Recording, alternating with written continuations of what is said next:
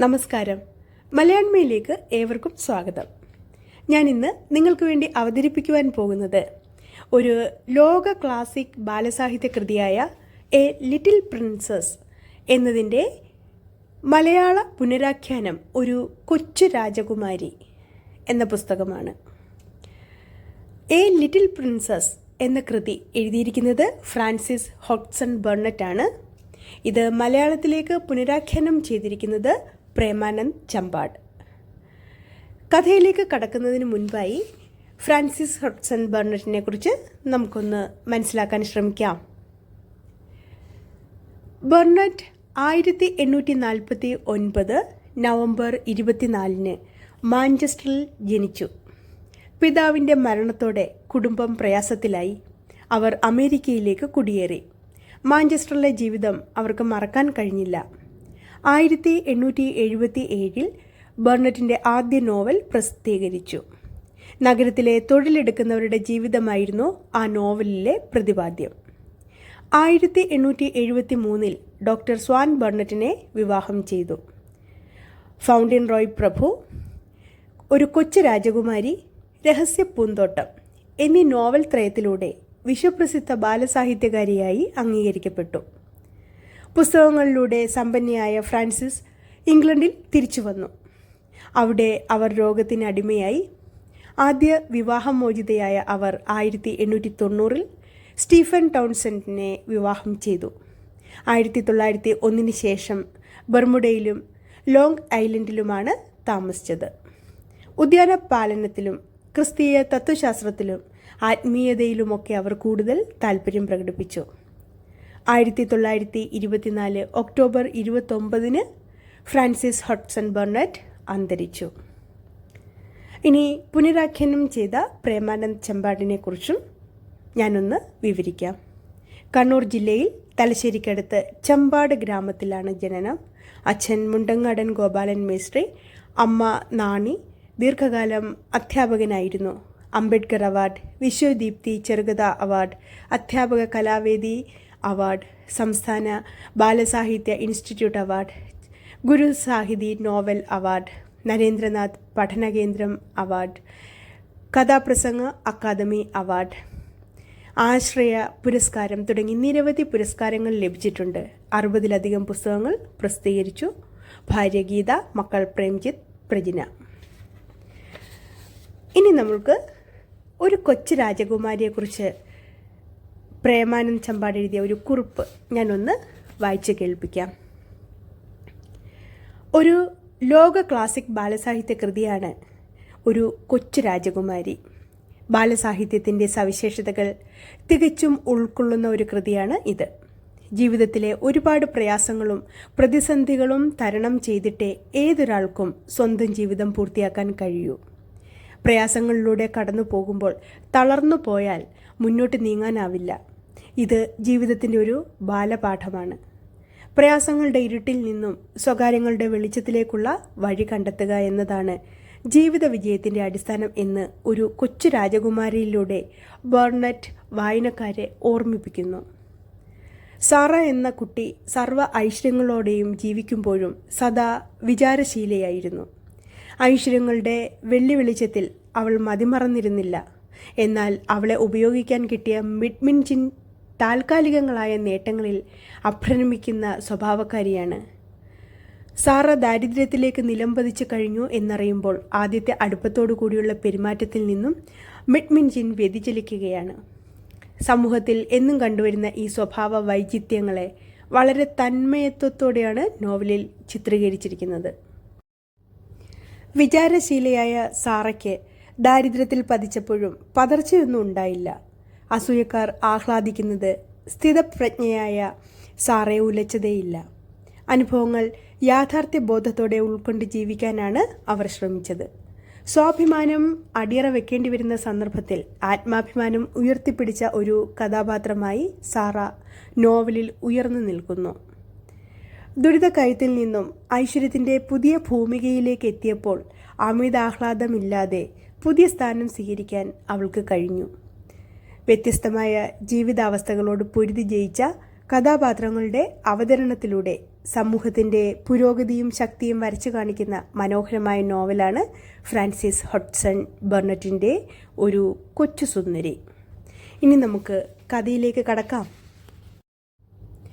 അധ്യായം 1. Sara. തണുപ്പുകാലം. London തെരുവുകളിൽ മൂടൽമഞ്ഞ് കനത്തു നിന്നു. രാത്രി എന്നതുപോലെ കടകളിൽ വിളക്കുകൾ പ്രകാശിച്ചു. ഒരു വണ്ടിയിൽ കൊച്ചു പെൺകുട്ടിയും അവളുടെ പിതാവും തെരുവിലൂടെ സാവധാനം യാത്ര ചെയ്യുകയാണ്. പിതാവിനോട് ചേർന്നിരുന്ന പെൺകുട്ടിയെ അയാൾ പിടിച്ചിരുന്നു. അവളാകട്ടെ പുറത്തുള്ള ആളുകളെയാണ് നോക്കിക്കൊണ്ടിരുന്നത്. അവളെപ്പോലൊരു കൊച്ചു കുട്ടിയിൽ കാണാവുന്ന വിധത്തിലുള്ള ഭാവമായിരുന്നില്ല അവളുടെ മുഖത്തുണ്ടായിരുന്നത്. സാറയ്ക്ക് 7 വയസ്സേ പ്രായമായിട്ടുള്ളൂ.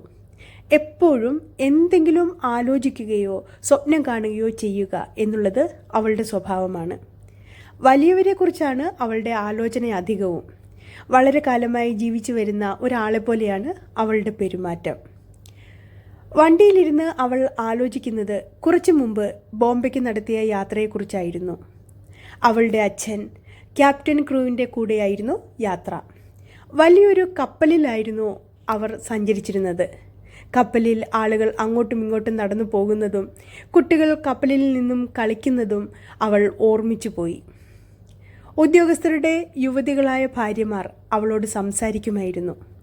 അപ്പോൾ അവർ പറയുന്നത് കേട്ട് രസം തോന്നിയ അവർ ഏറെ ചിരിക്കുകയും ചെയ്തിരുന്നു. തെളിഞ്ഞ പകലുകളിൽ ഇന്ത്യയിൽ കഴിഞ്ഞ കാലം, സമുദ്രമധ്യത്തിലൂടെ പോയ കാലം, അപരിചിതമായ തെരുവുകളിലൂടെ പോയത് ഒക്കെയാണ് അവളുടെ മനസ്സിലുണ്ടായിരുന്നത്. അത്ഭുതം പോലെ തോന്നി അവൾക്കതൊക്കെ. അവൾ പിതാവിനടുത്തേക്ക് ചേർന്നിരുന്നു. പപ്പ, മന്ത്രിക്കുന്നത് പോലെ അവൾ വിളിച്ചു. എന്താ മോളെ, എന്താ ആലോചിച്ചുകൊണ്ടിരിക്കുന്നത്? ക്യാപ്റ്റൻ ക്രൂ ചോദിച്ചു. ഇതാണോ ആ സ്ഥലം?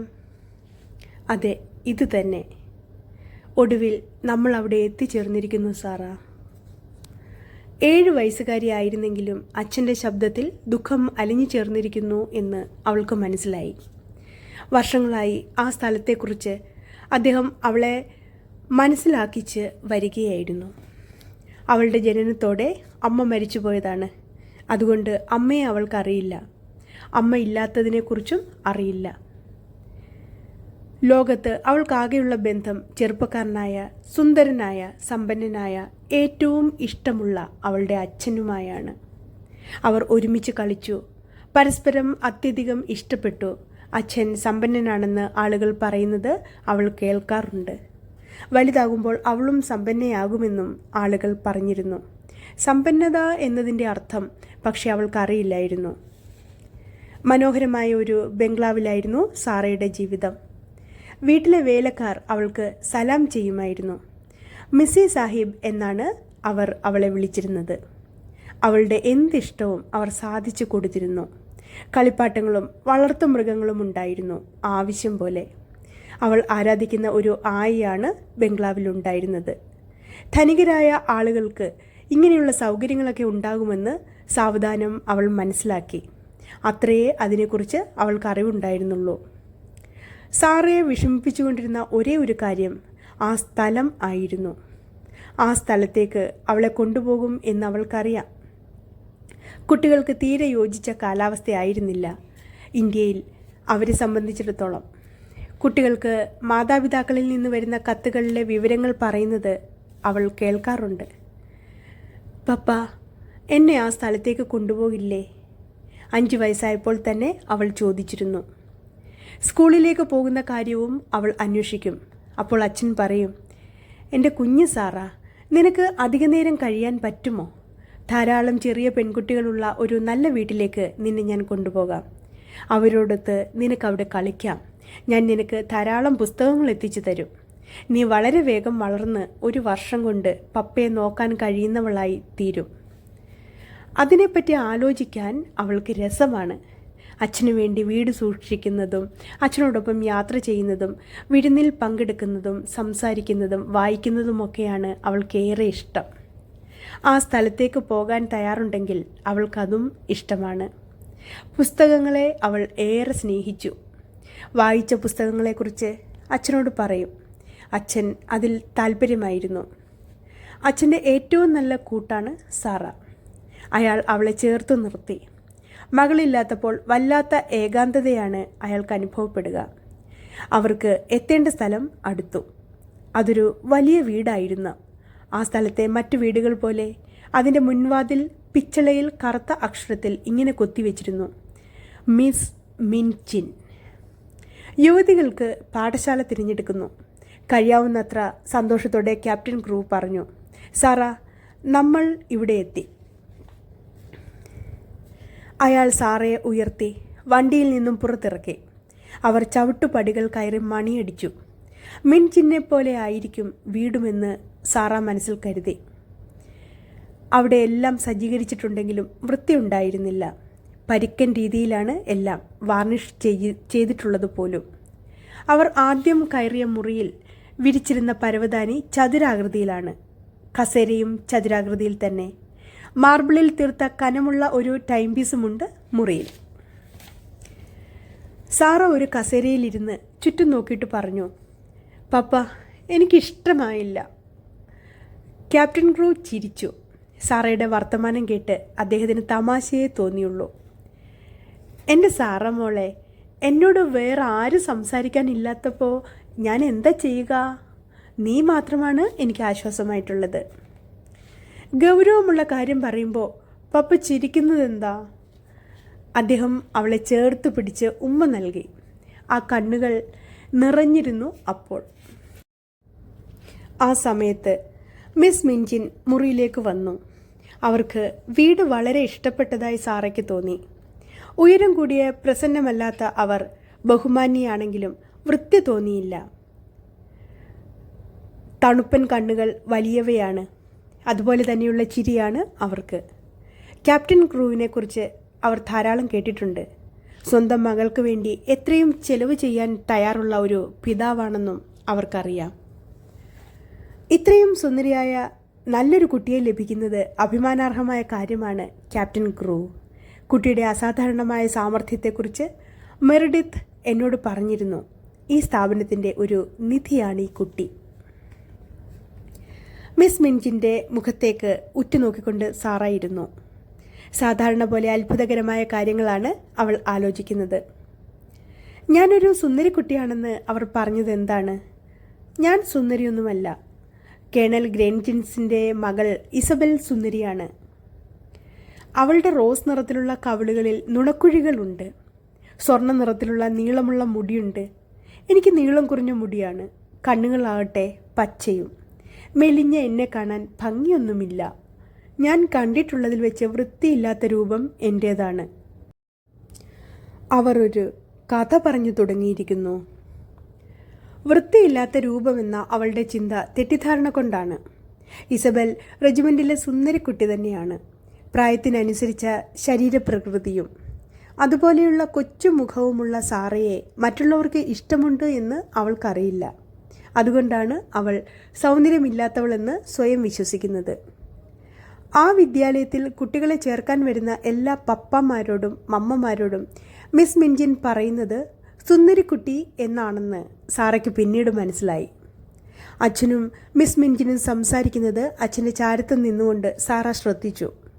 മെറിഡിത്തിൻ്റെ 2 പെൺകുട്ടികളും പഠിക്കുന്നത് ഇവിടെ ആയതുകൊണ്ടാണ് സാറയെയും അവിടെ ചേർക്കുന്നതെന്നാണ് അവൾക്ക് മനസ്സിലായത്. മെറിഡിത്തിൻ്റെ നല്ല അനുഭവങ്ങളെ ക്യാപ്റ്റൻ ക്രൂവ് മാനിച്ചിരുന്നു. സാറയ്ക്ക് ചില പ്രത്യേക സൗകര്യങ്ങളൊക്കെ അവിടെ ലഭിച്ചു. ഒരു കിടപ്പുമുറിയും പഠനമുറിയും പ്രത്യേകം അനുവദിക്കപ്പെട്ടു. എനിക്ക് അവളുടെ വിദ്യാഭ്യാസത്തെക്കുറിച്ച് ചെറുതല്ലാത്ത ഉത്കണ്ഠയുണ്ട്. അധികം പഠിക്കുന്നതിൽ നിന്നും അതിവേഗം പഠിക്കുന്നതിൽ നിന്നും അവളെ മാറ്റി നിർത്താനാണ് പ്രയാസം. പുസ്തകങ്ങളിൽ മുഖം പൂഴ്ത്തിയാണ് അവളുടെ സ്ഥിരം ഇരിപ്പ്. പുതിയ പുതിയ പുസ്തകങ്ങൾക്ക് വേണ്ടി അവൾക്ക് ആർത്തിയാണ്. വലിയ പുസ്തകങ്ങളാണ് അവൾക്ക് ആവശ്യം. ചരിത്രവും ജീവചരിത്രവും കവിതകളും എല്ലാം വേണം. അവൾ അധികമായി വായിക്കുമ്പോൾ അവളെ പുസ്തകങ്ങളുടെ അടുത്ത് നിന്നും മാറ്റണം. അവളെ കുതിരപ്പുറത്ത് യാത്ര ചെയ്യാൻ അനുവദിക്കണം. പുറത്തുപോയി പാവകൾ വാങ്ങട്ടെ. പാവകളോടൊത്ത് അവൾ ധാരാളമായി കളിക്കണം. പപ്പ, ഇടയ്ക്കിടയ്ക്കുള്ള ദിവസങ്ങളിൽ ഞാൻ പാവകൾ വാങ്ങിയാൽ എനിക്ക് ഇഷ്ടപ്പെടാനാകുന്നതിലും അധികമായി പോകും. പാവകൾ ഏറ്റവും അടുത്ത സുഹൃത്തുക്കളായിരിക്കണം. എൻ്റെ ഏറ്റവും ഇഷ്ടപ്പെട്ട കൂട്ടുകാരിയാവുക എമിലി ആയിരിക്കും. ക്യാപ്റ്റൻ ക്രൂ മിസ് മിഞ്ചിനെയും അവർ തിരിച്ചും നോക്കി. ആരാണ് എമിലി? മിസ് മിഞ്ചിൻ ചോദിച്ചു.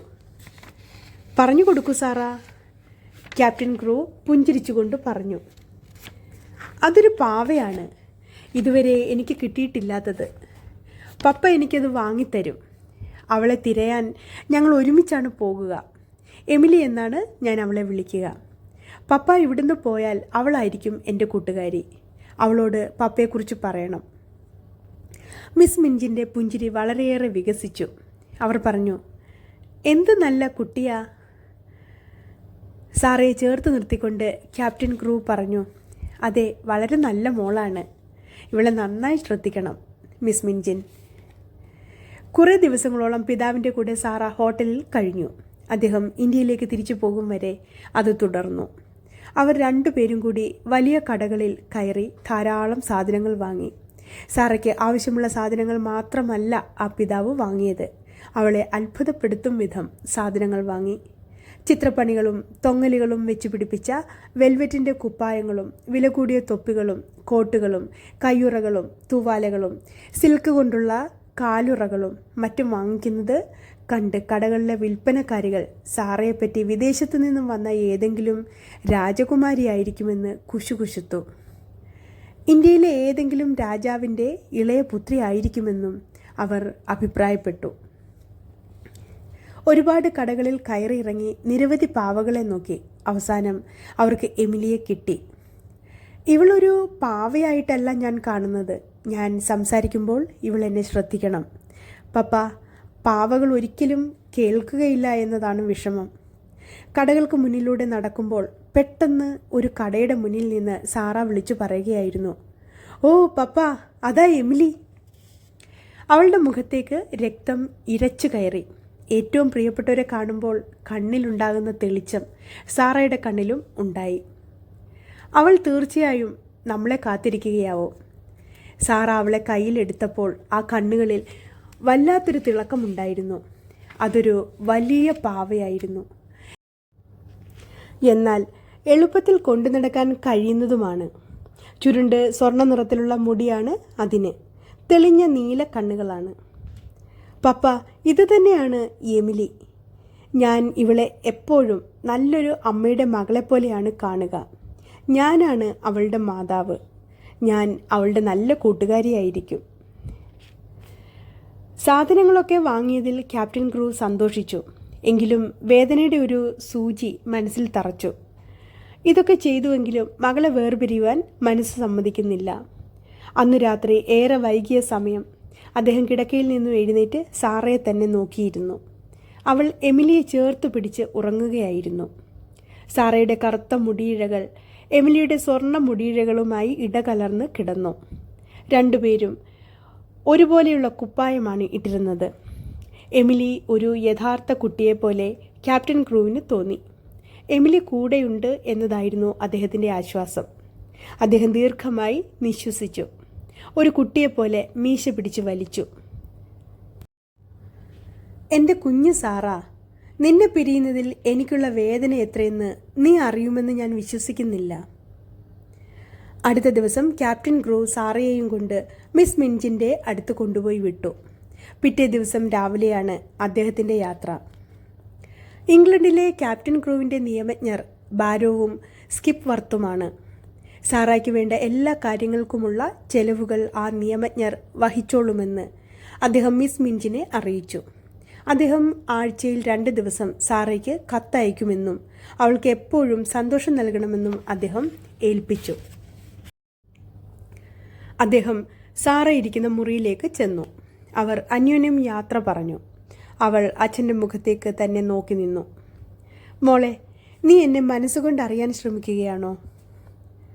അല്ല, എനിക്ക് അച്ഛൻ്റെ മനസ്സറിയാം. അച്ഛൻ എൻ്റെ മനസ്സിലാണ് ഉള്ളത്. അവർ കെട്ടിപ്പിടിച്ച് ഉമ്മ കൊടുത്തു. ഒരിക്കലും വേർപിരിയില്ല എന്ന രീതിയിൽ അങ്ങനെ നിന്നു. അദ്ദേഹത്തിന് പോകാൻ സമയമായി. അദ്ദേഹത്തിൻ്റെ വണ്ടി അകന്നു. സാറ കൈകൾ താടിക്ക് താഴെ വെച്ച് അനങ്ങാതിരുന്നു. എമിലി അടുത്തു തന്നെ ഉണ്ടായിരുന്നു. സാറ എന്താണ് ചെയ്യുന്നതെന്ന് നോക്കുവാൻ മിസ് മിൻജിൻ സഹോദരിയായ മിസ് അമേലിയയെ പറഞ്ഞയച്ചു.